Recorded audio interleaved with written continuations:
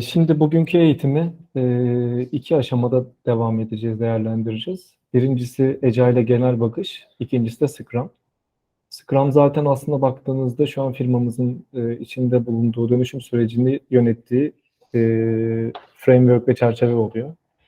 Bu şekilde bunu daha iyi anlayabilmeyi sağlayabileceksiniz. İlk olarak Agile ne değildir olarak başlayabiliriz. Agile aslında baktığınızda bir kural, bir prosedür, bir metodoloji değildir. Ee, bir aslında agile olmak, çevik düşünebilmek gibi düşünebilirsiniz aslında baktığınızda. Agile düşünce yapısının değerler ve ilkeler olmak üzere iki tane yapısı vardır. Agile kavramı bir organizasyonun değişimine, yeni koşullara uyum sağlayabilme durumuna ve yeni iş fırsatları yaratmak için yeniliklere hızlı tepki verebilme yeteneği diyebiliriz. Artırımlı bir şekilde ve iteratif devamlı olarak değişime hızlı cevap verebilmek açısından geliştirilmiştir. Sınırlı zamanlı aktivitelerde ve sürekli teslimatı savunan e, yalın, çapraz fonksiyonlu ve ekibin kendi kendini yönetebildiği takım çalışmasıyla devam eder bu işler. Agile Manifesto yazılmış çok 90'lı yıllarda aslına baktığımızda. İlk olarak da yazılım geliştirme takımları için ortaya atılmış. 90'lı yıllarda yaşanan endüstri krizinde iş gereksinimleri ve müşteri taleplerine cevap veren teknolojilerin tesliminde aslında baktığımızda bu Agile Manifesto yokken büyük gecikmeler yaşanmış.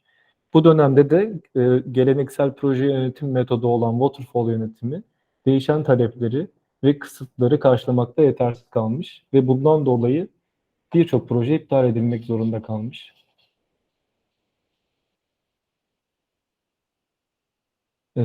Agile yaklaşımına gelirsek, bu görselde gördüğünüz üzere aslında Agile olmak ve Agile yapıyor olmak çok farklı kavramlar. Agile bir yaklaşım ama bu resimde gördüğünüz üzere 4 tane değer ile tanımlanıyor. Birazdan geleceğiz hepsine. 12 tane de prensibi var. Sayısız uygulamada, süreçte ve araçta kendini gösterebiliyor. Bu değerleri, prensipleri beraber uygulayabilirsek Agile yapmış oluyoruz. Aksi takdirde uyguladığımız metot Agile olmuyor.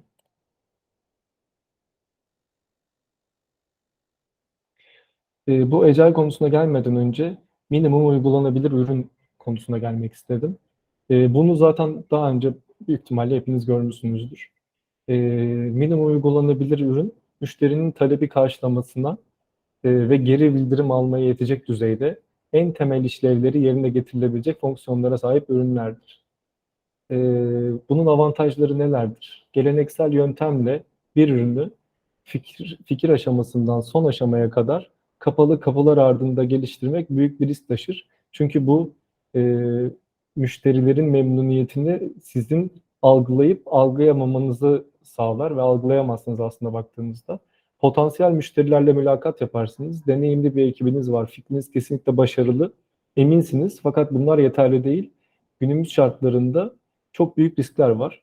Mesela yaptığınız mülakatlarda veya işte son ürünü tanıtımlarda katılımcılar, paydaşlar gerçekte size verdiği cevaplardaki gibi davranmayabilirler ve bunu ürünün sonunda görürsünüz. Aynı zamanda ürünü siz piyasaya sürme fırsatı bulamadan bir başkası sizden daha hızlı davranır ve bunu başarabilir. E, Beklenmedik biçimde ortaya çıkmış piyasa koşulları ve yasal düzenlemeler önümüze engel olarak çıkabilir. Aynı zamanda ürün geliştirme sürecinde bazı hatalar ortaya çıkabilir ve bu hataların üzerine ürün inşa edilebilir ve bunu en sonda fark edebilirsiniz. Bunun yerine ürünümüzü piyasada test edebileceğimiz minimum özellikleriyle müşteri kitlemize sunar ve hızlı geri bildirim alarak nihai ürünümüzü bu temel üzerinde inşa edebiliriz. Asgari düzeyde bir ürün ortaya koyduğumuzda nihai ürünü ortaya çıkartmak için gereken maliyetin altında bir ürünümüz ve sınırlı olsa da bir müşteri kitlemiz olur. Dolayısıyla ürünümüzü tüm doğru ve yanlışlarını size gösterebilecek test ekibimiz olur. Burada gördüğünüz üzere ilk başta bir tekerlek üretilip sonra arabanın şasisi üretilip eskiden böyleydi. Sonra kapısı ayrı üretilip en son birleştirilip müşteriye sunuluyordu. Bu müşteri en son bu bütün ürünü gördüğünde memnuniyeti olmadığında veya test aşamasında hata olursa geri dönüş olmayan bir yola gidiliyordu. Aslında sonrasında böyle ikincideki gibi bir yaklaşım gelişti. Önce biz bisiklet, scooter yapalım, sonra bisiklet yapalım, ondan sonra motosiklet yapalım, sonra arabaya gidelim ve küçük küçük ürünler teslim edelim diye. Ama işte aslında müşterinin istediği bu değildi. Müşteri araba isterken hep dört tekerlekli, insanların içine kapalı bir şekilde binebildikleri bir şey istiyordu. Bu da aslında son olarak minimum uygulanabilir üründe sağlanmış oldu.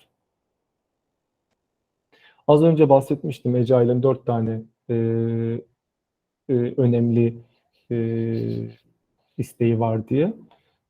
Agile süreçlerden ve araçlardan ziyade bireyler ve etkileşimlere, kapsamlı dokümantasyon yapmaktan ziyade çalışan yazılımlara, sözleşme pazarlıklarından ziyade müşteriyle işbirliğine ve bir plana bağlı kalmaktan ziyade değişime karşılık vermeye çok önem verir. Sol tarafta sizin gördüğünüz değerleri kabul ediyoruz. Bunlar da çok önemli ama sağ taraftaki değerleri çok daha değerli bulmaktayız. Agile'in zaten bütün manifestosundaki değerler bunlar. Bir de Agile'in 12 tane prensibi var demiştik. Bunlar da çok önemli.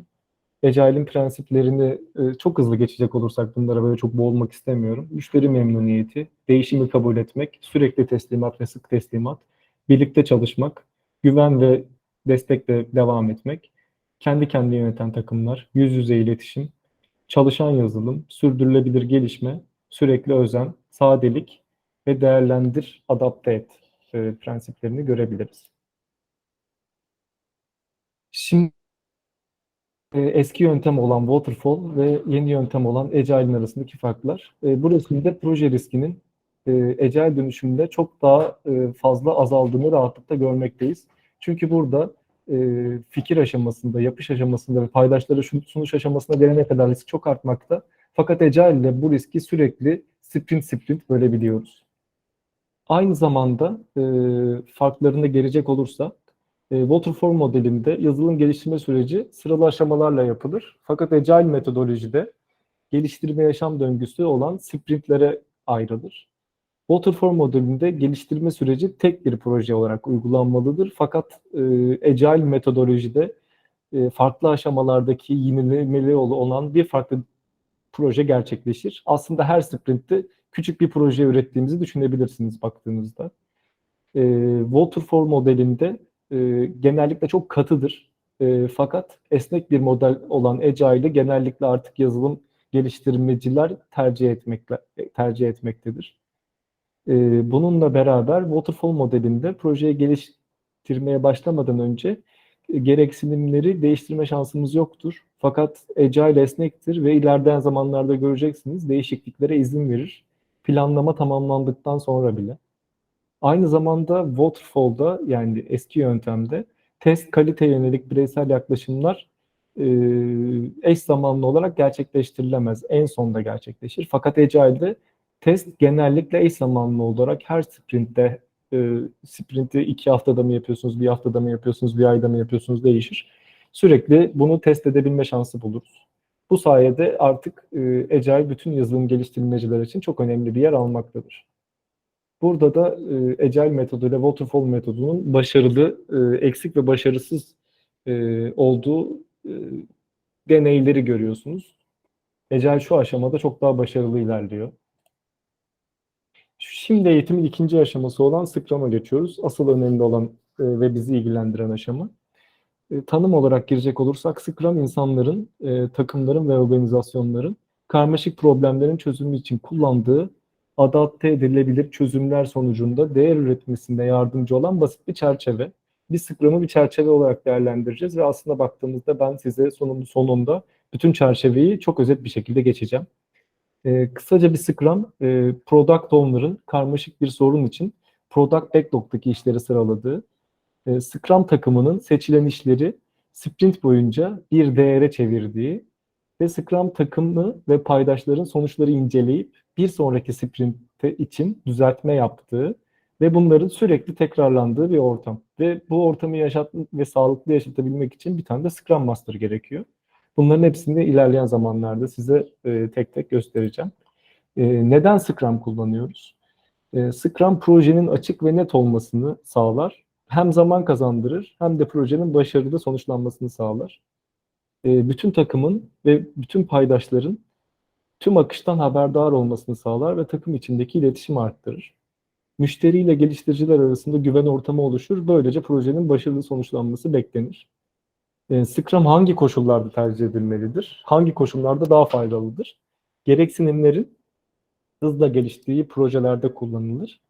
Kendi kendini organize eden, işlevler arası bir takım prensibi üzerinde çalışır. Scrum çerçevesi genellikle koşulların hızlı bir şekilde değişebileceği ya da çoğu zaman projenin başlangıcından farkında olunmayan ve projenin ortasında sürekli bir değişimlerin yaşandığı bir çerçeve olarak bilinir. Scrum'da düşük öncelikli gereksinimler projenin başında tanımlanır. Ürün değişiklikleri, gereksinimleri ve süreç projenin ayrılmaz bir parçasıdır diyebiliriz. Şimdi Scrum'a genel olarak bakacak olursak, diğer yaklaşımlardan da bahsetmek istiyoruz. Diğer yaklaşımlar Extreme Programming, Dynamic System Development Method, Future Driven Development, Lean, Kanban. Bunlar hep Agile'in içinde kullanabildiğimiz başka kavramlar, başka yaklaşımlar. Fakat biz Scrum'la devam ediyoruz. Scrum'a da değinecek olursak, kelime olarak rugby oyununda oluşturulan küçük ekiplere verilen isimdir. İlk bakışta çok basit kuralları olur. Yönetimsel bir modeldir. Üç tane de ana maddesi vardır. Şeffaflık, denetleme ve adaptasyon. Bunlar çok önemli aslında baktığımızda Scrum'la alakalı.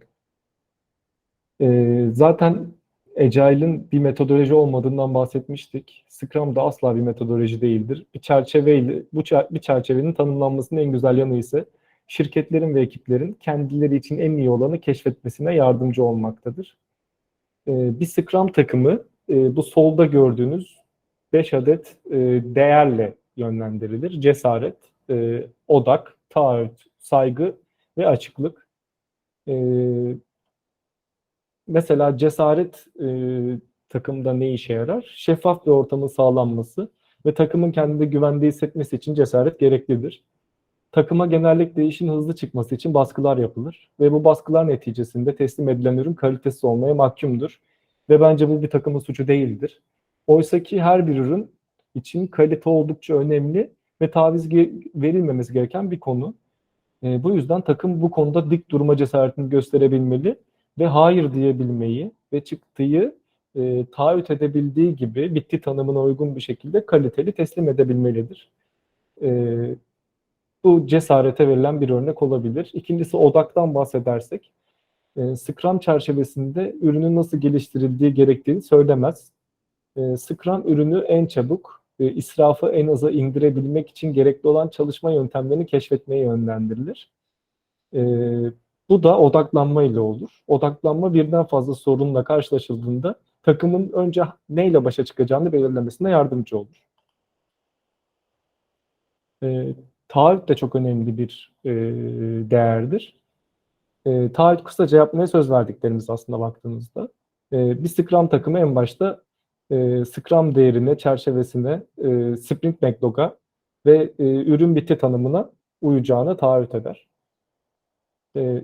Saygı saygı diğerlerinden daha önemli belki çünkü takım birbirini ve çalışanlarına saygı da duymalı ve herkesin yetenekleri, herkesin değerleri, herkesin yetkinlikleri bir değil. Herkes birbirine saygı gösterirse beraber iş yapabilme potansiyeli daha çok oluşur. Scrum'un 3 tane de temel sütunu var. Burayı da biraz hızlı geçeceğim aslında. Daha önemli konular var ileride. Şeffaflık, denetleme, adaptasyon. Şeffaflık şöyle, sorumlu kişiler sürecin önemli kısımlarını izleyebilmeli ve bunu da şeffaf olarak görebilmeli. Bu da çok özür diliyorum.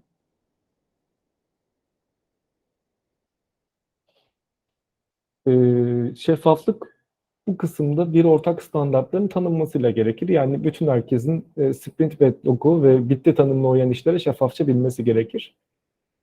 Gözlemde de Scrum uygulayanlar istenmeyen sapmaları tespit edebilmek için gözlemler ve yetkin gözlemciler tarafından itinayla yapıldığında sprintin çok hedefli bir şekilde, çok düzgün bir şekilde ilerlediği görülür ve herkesin bu işe adaptasyonunda sağlanması beklenir. Şimdi rollere geçecek olursak, bir Scrum takımı, bir ürün sahibi, geliştirme takımı ve Scrum Master'dan oluşur. Scrum takımları kendi kendini yönetir ve çapraz fonksiyonlu olarak yönetirler. Scrum'da alt takım veya hiyerarşi yoktur. Herkes tek bir hedefe ve product goal'e aslında baktığımızda odaklanmış profesyonellerden oluşmuş takımlardır.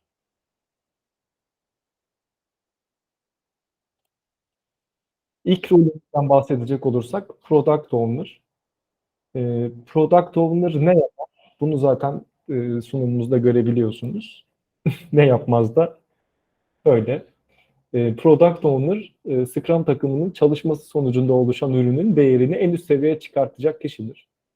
Bunu nasıl yapacağını da organizasyonlar, Scrum takımları ve bireyler arasında farklılık gösterebilir. Product Backlog'u etkili bir şekilde yönetmekle sorumludur. Aynı zamanda ürün hedefini oluşturur, açıkça iletişim yapar. Product Backlog'un maddelerini oluşturur, açıkça iletişimini yapar. Maddeleri sıralar, şeffaf ve anlaşılır olmasını sağlar. Product Owner bu işleri yapar veya bu işlerin yükümlülüğünü başkasına devredebilir. Fakat her zaman sorumluluk ondadır. Product Owner başarılı olabilmesi için kararlarının organizasyondaki herkesten saygı görmesi esastır. Yani aslında baktığımızda Product Owner'ın çok işinde biraz da yetkin biri olması beklenir. Product Owner'ın kararları, Product Backlog'un içeriği, sıralaması ve Sprint Review'de sunulan gözlemlenebilir, bitti tanımına uyan işler aracılığıyla görülür. Aynı zamanda Product Owner bir kişidir, bir komite olamaz. E, Birçok paydaşın ihtiyaçlarını Product Backlog'a yansıtır ve Product Backlog'u değiştirmek isteyenler Product Owner'ı ikna etmek zorundadır. Öyle Product Owner'ın istemediği işleri Product Backlog'dan çıkaramazlar. İkinci rolümüz Scrum Master. Aslında Scrum Master çok önemli bir rol. Herkesin anlamakta zorluk çektiği bir rol aslında baktığımızda. Çünkü 2020'den sonra Scrum Guide'da rolünün görevi değişti. Scrum Master, Scrum'ın benimsenmesinden ve desteklenmesinden sorumlu. Bunu hem Scrum takımı hem de organizasyon içindeki herkesin Scrum teorisini, pratiklerini anlamasına yardımcı olarak yapıyor ve Scrum Master'lar Scrum takımının organizasyonunun bütününe hizmet eden gerçek liderler. Artık liderler onlar yani. Scrum takımına hizmetleri ne dersek, takım üyelerinin kendi kendini yönetmeleri konusunda koçluk yapar. Scrum takımının bitti tanımına uyan, yüksek değerli inkrementler oluşturmasına, odaklanmasına yardımcı olur. Scrum takımının ilerlemesinin önündeki engelleri kaldırır. Tüm Scrum etkinliklerin gerçekleşmesini ve bunların pozitif, üretken olmasını ve zaman sınırları içinde tutulmasını sağlayan Scrum Master'dır. Aslına baktığımızda evet, bir toplantıya girip dakika tutar ve o engellerin aşılmasını sağlar. Aynı zamanda da insanlara koçluk yapar. Product Owner'a da yardımcı olur. Etkili bir sprint goal belirlenmesi ve product backlog yönetimin için teknikler bulmaya yardımcı olur. Ve karmaşık bir ortamda deneysel ürün planlaması yapmaya yardımcı olur ve bütün takımın işlerini kolaylaştırmakla mükelleftir. Bir diğer takımımız geliştirme takımı. Bu da üçüncü takım. Üçüncü rolümüz. Geliştirme takımı her bir sprintin sonunda asıl ulaşmak istenen ürünün bitti tanımına uyan sonuçça gitmeye çalışan ve potansiyel olarak paydaşlara yayınlanabilir bir parçasını elde etmekten sorumlu olan profesyonellerden oluşur. E, Aslında işleri geliştirme takımı yapar. Geliştirme takımı disiplinler arası bir ekip. Zaten görüyorsunuz yazılımcı, testçi, analist, tasarımcı, mimar, yazılımcı hepsi beraber çalışır. İstenilen ürünün çalışma alanına göre de bu ekip değişiklik gösterebilir. Takımın birlikteliğiyle ortaya çıkan sinerjiyle beraber takımın toplam verimliliği ve etkinliği en üst seviyeye çıkar. Şimdi geliştirme takımının sorumlulukları şunlar. Sprint backlog yani sprint için bir plan oluşturmak. Sprint planning etkinliğinde yaparlar. Bunu birazdan anlatacağız.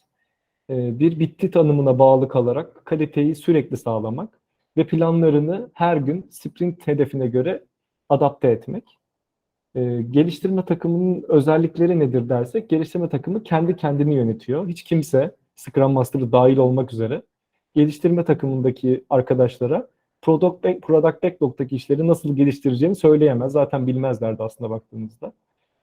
Geliştirme takımı bir ürünün parçasını oluşturmak için gerekli yetkinliklere sahip olmalıdır. Eğer gerekli yetkinliklere sahip değilse aslında baktığımızda bu onların sorumluluğu değil. Bunu takımı oluştururken seçilmesi gerekmekte. Scrum, geliştirme takımı üyeleri için geliştiriciden başka hiçbir ünvanı tanımaz. Bu durumun istisnası yoktur. Ve hiçbir alt takıma izin vermez. Test, mimari, operasyon, iş analizi gibi özel uzmanlıklara bakılmaz. Herkes bir takımdır. Büyüklüğüne bakacak olursak geliştirme takımı için optimum büyüklüğe aşağıdaki iki parametreyle bakılarak karar verilir. Hızlı davranabilecek kadar küçük, sprintte alınan işleri bitirebilecek kadar büyük. Yani takım üye sayısı 3'ten az olamaz. 9'dan da fazla olursa koordine olmak için fazla enerji harcanır. Takım üyeleri arasında iletişimi takip etmeye çalışırken iş için harcanması gereken enerjiyi iletişime harcamakta sağlarlar ve aslına baktığımızda faydalı olmaz. Bir diğer rolümüze gelirsek Subject Matter Expert. Subject Matter Expert mevcut ve gelecekteki potansiyel süreçlerini tanımlar. Aslında kendisi bir danışmandır. Product Backlog maddeleri olan user story'leri iyileştirir ve konusunda bilgi sahibi insanlar. Sponsor da projenin sponsoru. Kapasite ve bütçe artımına karar verici. Direkt projenin içinde yer almaz ama parayı sağlayan kişidir. Şimdi sondan bir önceki konu olan etkinliklere gireceğiz.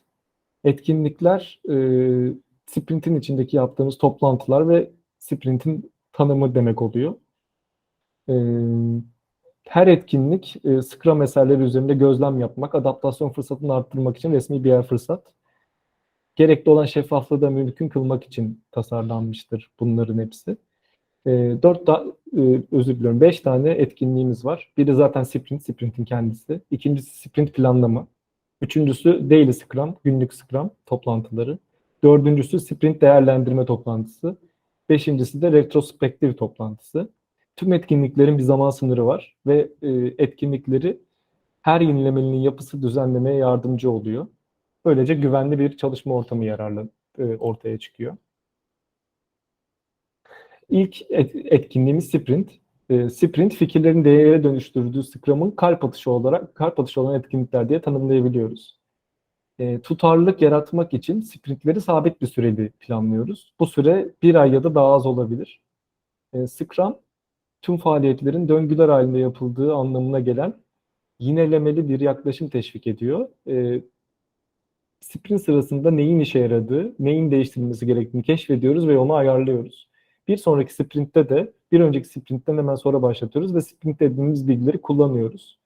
İçinde sprint planning, daily planlar, sprint review ve sprint retrospektif olmak üzere 4 tane toplantı yapıyoruz. Sprint boyunca sprint hedefini tehlikeye sokacak hiçbir değişiklik yapmıyoruz. Kalite hedeflerini düşürmüyoruz. Product backlog'u gerektikçe iyileştiriyoruz. Ve daha fazla bilgi edindikçe Product Owner'la görüşüp işler hakkında yeniden müzakere ediyoruz.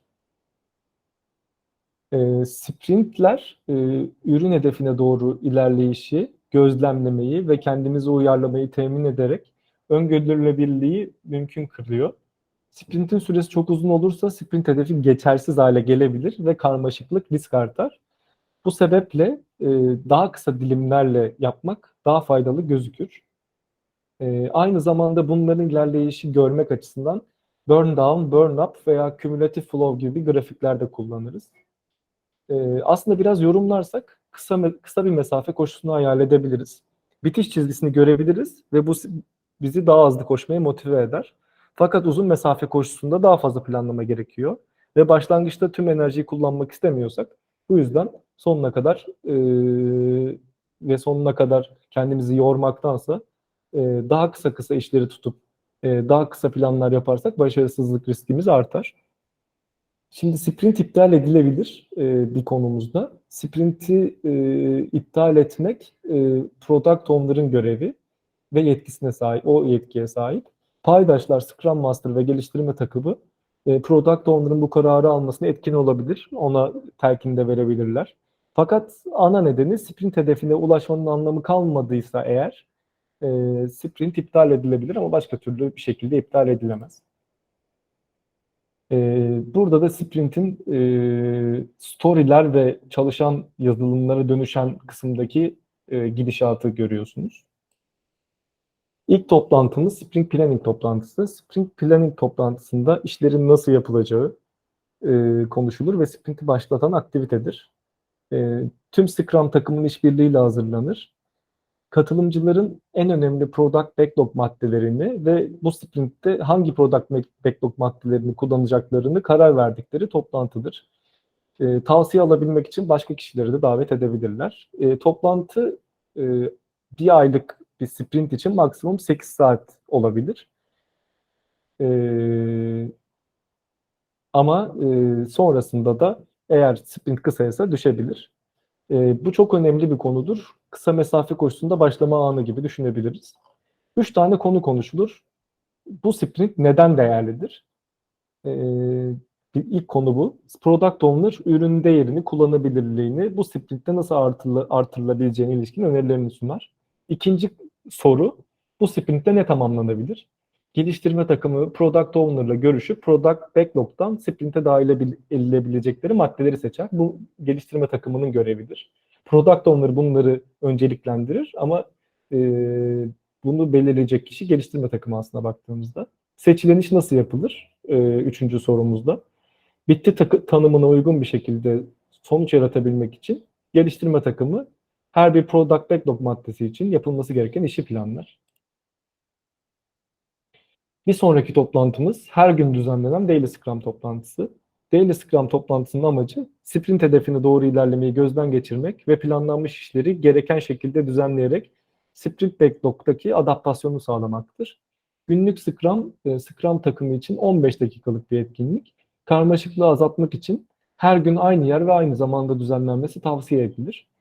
Product Owner veya Scrum Master Sprint Backlog üzerindeki maddeler üzerinde aktif olarak çalışıyorsa onlar da developers olarak dahil olabilirler. Yani sadece onlar kenardan izlemek zorunda değiller. Hedefe doğru ilerleyişe odaklanılır ve her gün yeni bir plan geliştirmesi açısından bu toplantı çok önemlidir. Aslında 3 önemli soru sorulur. Dün geliştirme takımı sprint hedefine ulaşmak için ne yaptı? İkinci soru, geliştirme takımı sprint hedefine ulaşmak için bugün ne yapacak? Üçüncü soruda geliştirme takımı sprint hedefine ulaşmaktan alıkoyan herhangi bir engel var mı? Bu da her gün hedefe gidebilmek açısından, kendimizi tazeleyebilmek açısından çok önemlidir. Soruları da burada görüyorsunuz. Dün ne yaptım, bugün ne yapacağım? Önümde bir engel var mı? Daily Scrum toplantısını da soldaki gibi bir Product Owner'a reporting edecek, rapor verecek kişiler değil de hep beraber işleri tartışabilecekleri bir toplantı olarak düşünebiliriz. Sprint Review sondan ikinci toplantı. Amacı sprintin bitti tanımına uyan işlerini gözden geçirmek ve gelecek adaptasyonları belirlemektir. Scrum takımı yaptığı işleri tüm paydaşlara sunar. Yani burada aslında bu toplantıya hem müşteri, hem Scrum takımı, hem Scrum Master, hem de Product Owner katılır. Ve burada bu toplantıda yaptıkları işleri sunarlar müşteriye ve müşteriyle beraber hep beraber bu iş bu toplantıda uygun mu değil mi karar verilir. Uygun olan işler, bitti tanımına uygun olanlar çalışmaya alınır. Bitti tanımına uygun olmayanlar Product Backlog'a geri döner. Sprint için aslına baktığımızda maksimum 4 saat ile sınırlıdır. Daha kısa sprintler için de daha kısa sürecektir. Bu etkinliğin sahibi Product Owner. Product Owner geliştirme takımıyla diğer arkadaşları hep beraber bir araya getiren kişidir. Burada bitti tanımından konuşulur. Bitti tanımı ürün için gerekli kalite ve gereksinimleri sağladığı halinin resmi bir tanımı oluyor. Bir product backlog maddesi bitti tanımını karşıladığı anda product backlog'dan çıkarılır. Aksi takdirde product backlog'dan hiçbir şekilde çıkmaz.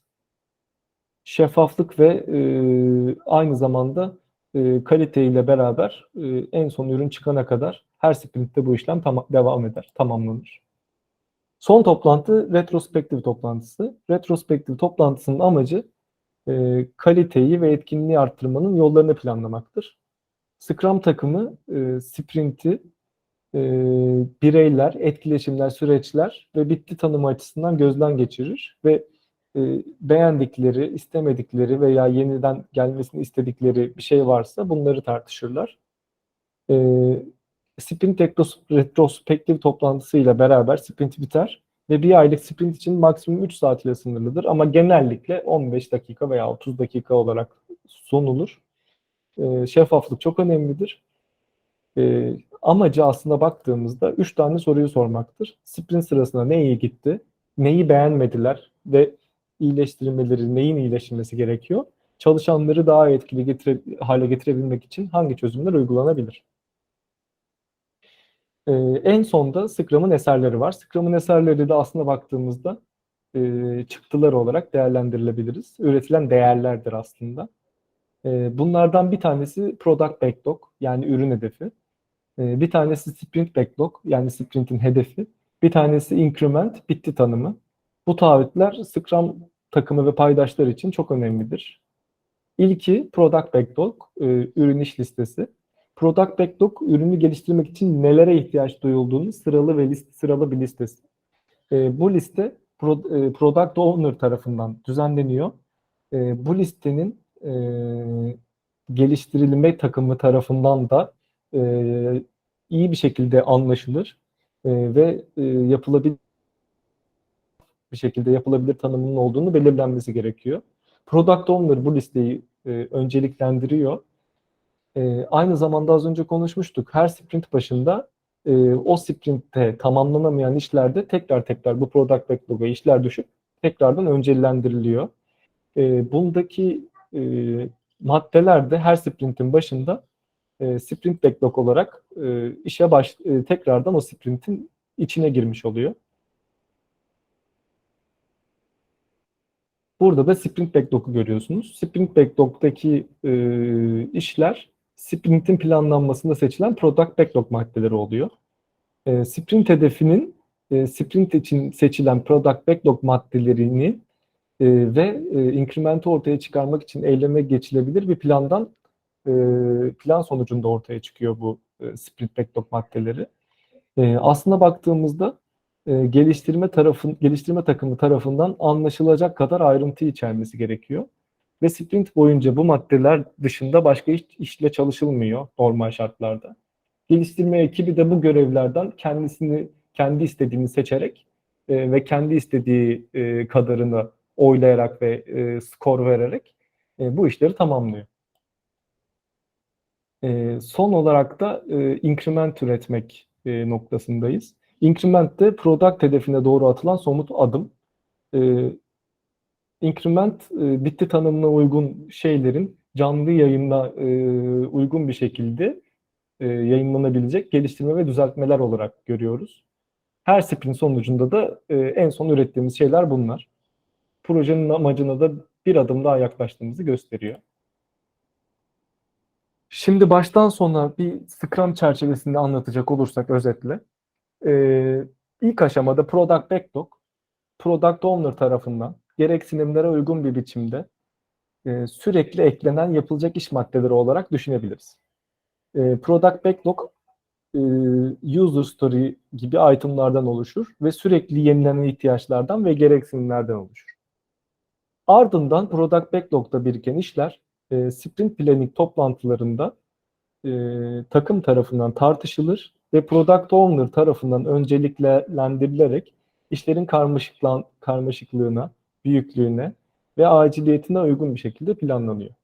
Product Backlog süreç için gerekli olan gereksinimlerin listesi aslında baktığımızda. İş gereksinimlerine göre yapılması gerekenler listesi Backlog'da toplanıyor ve önceliklerine göre sprinte dağılıyor. Bundan sonra Product Owner'ın ve geliştirme takımı tarafından planlanmış olan ve o sprintte tamamlanması planlanan işler olan sprint backlog'lar ortaya çıkıyor bu toplantı sonucunda. Sprint backlog'daki işler de geliştirme takımı tarafından her gün yapılacak olan daily Scrum toplantısıyla gözden geçiriliyor. Ve bu toplantıda neler yaptık, neler yapacağız, sorun var mı? Veya takımın üyeleri paylaşacağı diğer konular varsa günlük olarak kısa süreli bu toplantılar konuşuluyor. Sprint süresi takım tarafından karar veriliyor ve bu sprint sonunda sprint review toplantısında paydaşlara yapılan iş gösterilerek istenilen gibi olup olmadığı veya o anki ihtiyaçları karşılayamadığı tartışılıyor.